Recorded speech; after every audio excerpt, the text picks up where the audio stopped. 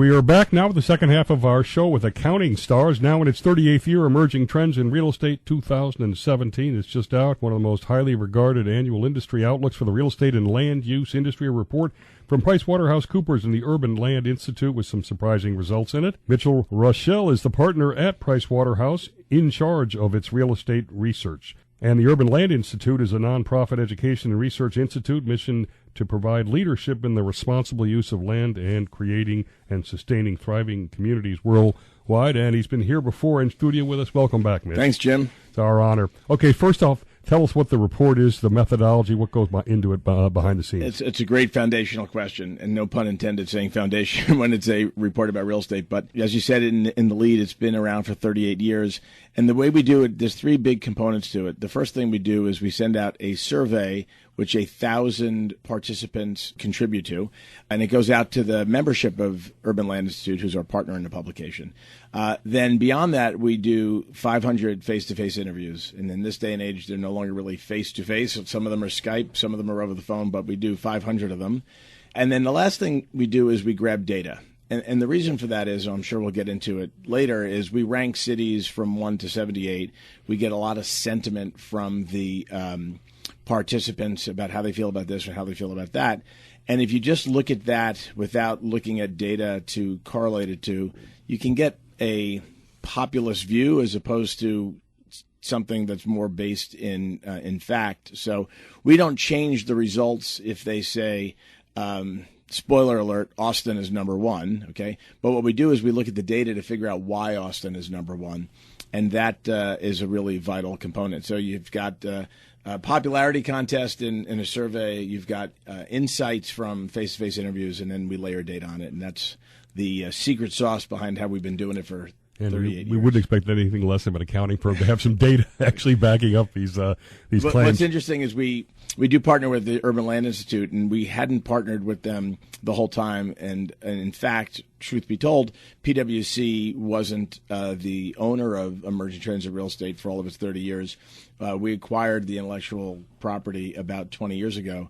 And then when we decided to take it global, we teamed with the Urban Land Institute to really sort of broaden out our reach. So it's been an evolution, but yeah, no surprise. We're an accounting firm, so we throw data in the mix. You're absolutely right, Jim. Thought leadership, too, always good from an information processing company, essentially. Yep. Now, before we get to what everybody's waiting for, the winners, and you gave us a sneak preview of number one, what were some of the key trends that came out of this underlying it? One of the questions we ask the market participants are, what are the prospects for profitability for the real estate industry for the upcoming year?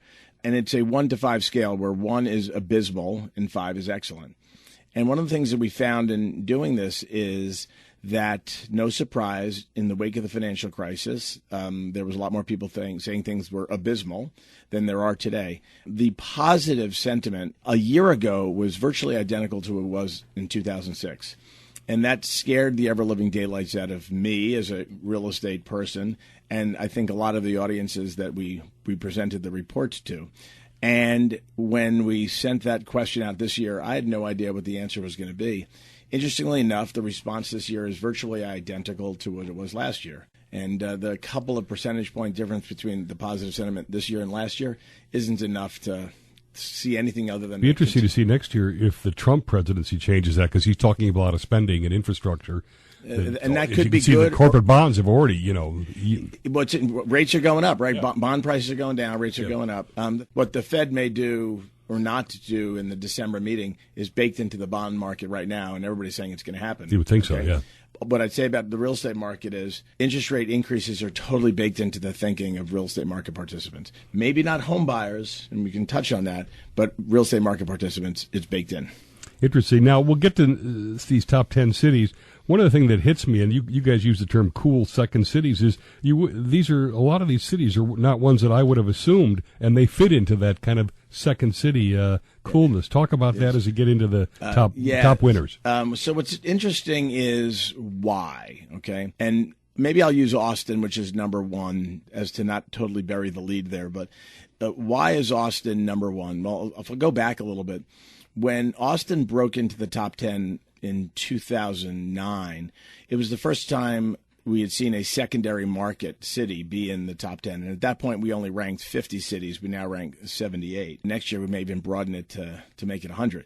But what's interesting is nobody in the mix in our research team and our editorial team really thought we thought it could have been a mistake. For the record, I didn't, because the cities are ranked alphabetically in the survey. And we thought somebody just... but I said, hey, Atlanta's not in the top 10, so that doesn't make sense.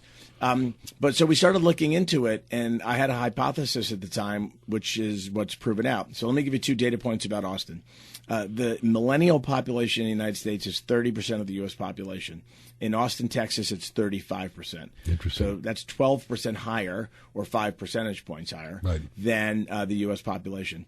But even more so, the Census Bureau and a couple of other data sources have a projection of the millennial population growth in Austin for the next 5 years, and it is 7 times greater than the millennial population growth in the United States. And it's a theory that they're very focused on quality of life measures and things like that? There's a gazillion reasons. That was a very accounting-like term, gazillion. But there's a plethora, how's that, of reasons why that's the case. Part of it's herd mentality. Part of it's the virtuous cycle of jobs and people. We have a labor shortage with STEM jobs, and when kids graduate from college and they think that they can find employment in a place, then they stay there and become sticky, and employers go there because the kids are there. And so we have that all going. I liken it to the movie as it relates to real estate, Field of Dreams, which was if you build it, they will come. Austin's the inverse of that, which is people are going there and building and investing because the workforce is there, the kids are there. But here's an interesting thing. One of my running buddies here in the area is originally from Texas, and one or two of her children went to UT. She went to UT, I believe. Her and her husband bought a second home in Austin, Texas. They're Westchester County folks, okay, in New York. But so it's also baby boomers that are going there. So you have a big barbell of generation growth, which is the millennials on one hand, and to a lesser degree the baby boomers, and it's all about quality of life. I know. Is there a little bit about that question, but the fact that these are mainly second type tier cities, that they're cheaper, affordable, yes, absolutely. So Dallas, which is number 2, which was number 1 last year, a little bit of a flip flop. Dallas, if you look at the Dallas-Fort Worth metropolitan statistical area, the median home price there is lower than the median home price in the United States, rendering it affordable. Dallas, if Dallas itself, or if you go broader, Dallas-Fort Worth, has the most diverse economy in terms of the SIC codes, statistical codes. Which is surprising, by the way, because it used to be oil and gas. Right. And what's interesting, oil and gas has shifted largely towards Houston and some other pockets. Okay? Houston's economy is far more diverse than everybody gives it credit for. But there's as many technology and engineering and healthcare, entertainment. You'd be surprised at the number of industry SIC codes that exist for employment in the service economy in Dallas, all because of affordability. So office rents are more affordable. There's a workforce there. Texans tend to be pretty loyal about sticking to their roots and not being in the American diaspora of where they could work. And they have a big and growing employment base, and it makes it a healthy, vibrant economy. Is universities key? Secret sauce, that is it. Yeah. University is key. One of the cities that maybe in your notes that we sent around was Columbus, Ohio. Oh, yes. Columbus, Ohio is... Great city, too, by the way. Beautiful people. I worked there for 8 months at a project. And the Ohio State University is there. But Columbus, Ohio has a lot of the elements of Austin, Texas. It may not have the hip cool factor. It may not have all the lunch trucks and all the bars and stuff like that. But if you look at the economics and demographics of Columbus, Ohio, not dissimilar to Austin. You can predict. Because it's not in the top 10 right now, right? Not in the top 10. And I don't, it's in size and scale of the city, it's not any different than some of the cities, 2 million folks that are in Austin. But and it may not make it to the top 10. But there are cities that are in the top 10, like Nashville. Right. Interesting thing I would say about the top 10, and let me go through them just so Austin's number 1, Dallas, Fort Worth, Portland, Seattle, Los Angeles, Nashville, Raleigh, Durham together, that whole triangle area, Orange County, Charlotte, and San Francisco. There are 3 television shows that have the same, or in history, that have the same name as one of those cities. With Dallas, Nashville, and Orange County.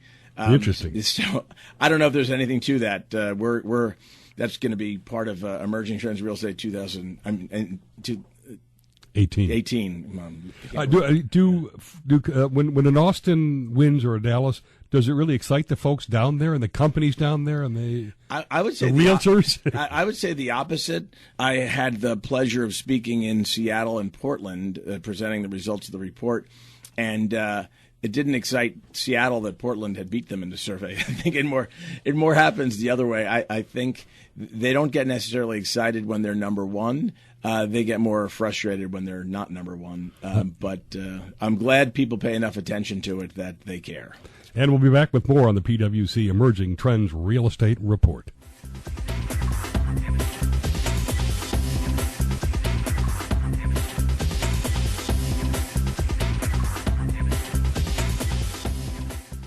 And we're back with PwC's real estate research leader, Mitch Roschelle. Let me ask you one follow-up question.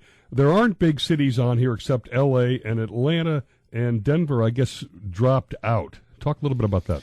They've become inaffordable. San Francisco's last.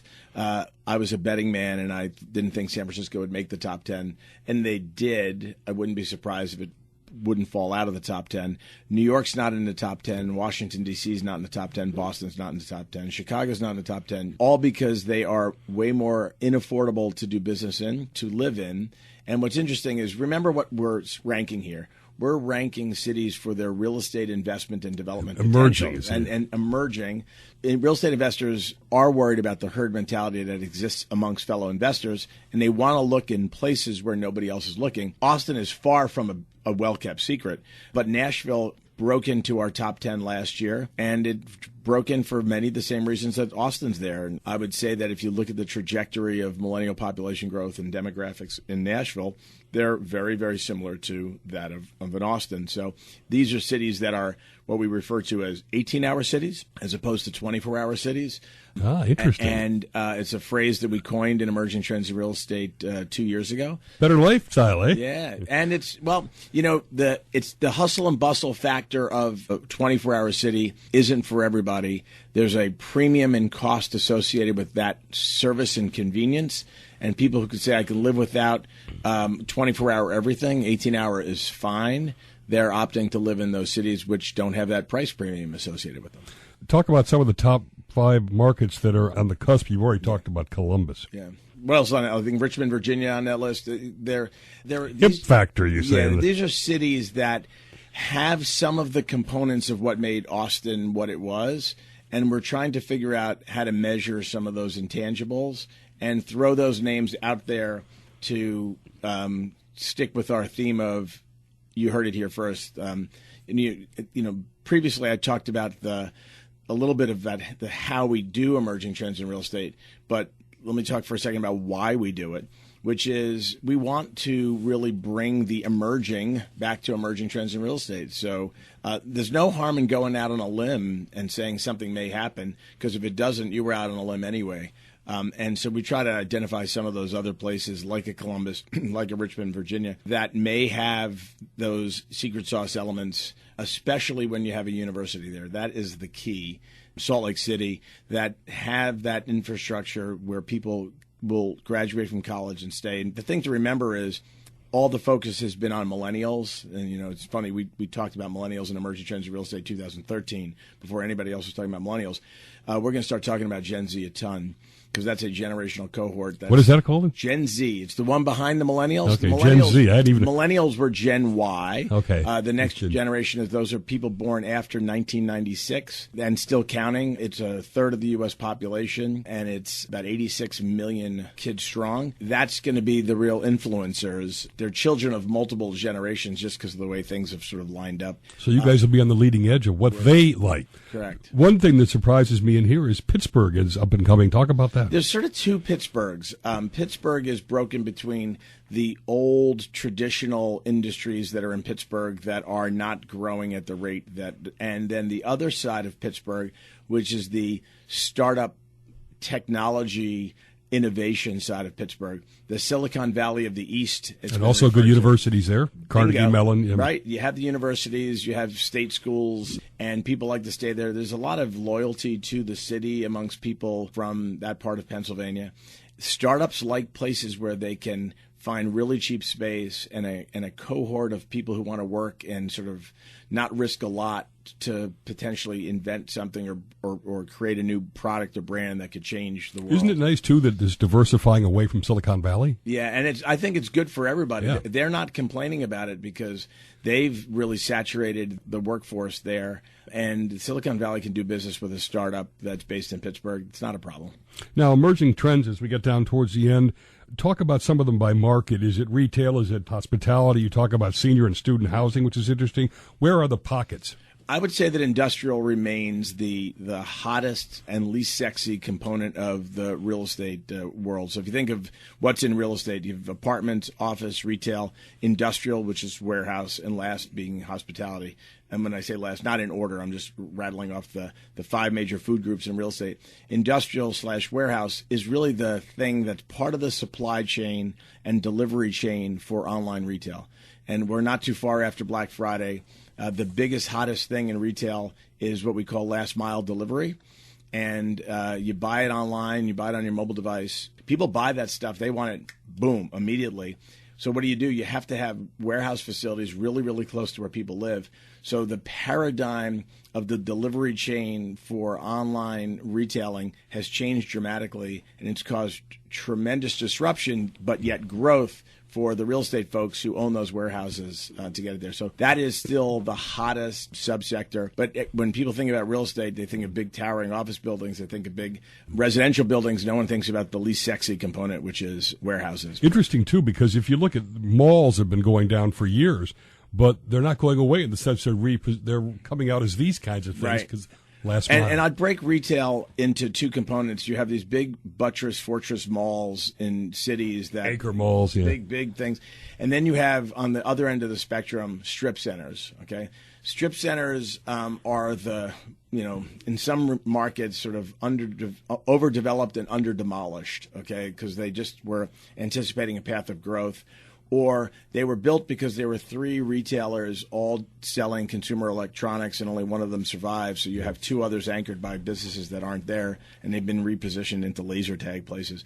But if you listen to what I said earlier, that the delivery of those goods is important, those strip centers are being repositioned into delivery centers where you can go pick up the thing you bought. So where can you get the report? You can download it at pwc.com/US/ETRE. Not only can you download the report there, but you can also get access to a lot of the data that I referenced at the beginning of the segment, and it's all there. So the 78 cities are there. You can click one of the cities and get all the data that I've said. You don't charge for the report? No. Not even to corporations? No. So this is purely a thought leadership, contribution, if you will, yes, to the... And interestingly enough, and I'm really proud to say it, it's the most widely read and distributed publication in the entire real estate world globally. It's a tribute to you guys, because the very first thing I thought about was, boy, they must sell this thing, subscription, money must be flowing in, and you do it all for... Yeah, we do it all for the love of the game. How's that? Love of the game, and obviously, hopefully, some of your folks follow on with a little real estate business out of it. But we'll look forward. I'm intrigued by the report now. We'll have to do this every year. I want to thank Mitch Roschelle. It's the Emerging Trends in Real Estate 2017 report. You can go on the PwC website to get it. Our next show, we're going to have the winner of the McKinsey Financial Times Book of the Year. That's Sebastian Malaby's book on Alan Greenspan, which is great. Thanks to Professor Baruch Lev of NYU and Mitch from PwC. Thanks to our national audience. We'll see everybody next Sunday on Business Talk with Jim Campbell.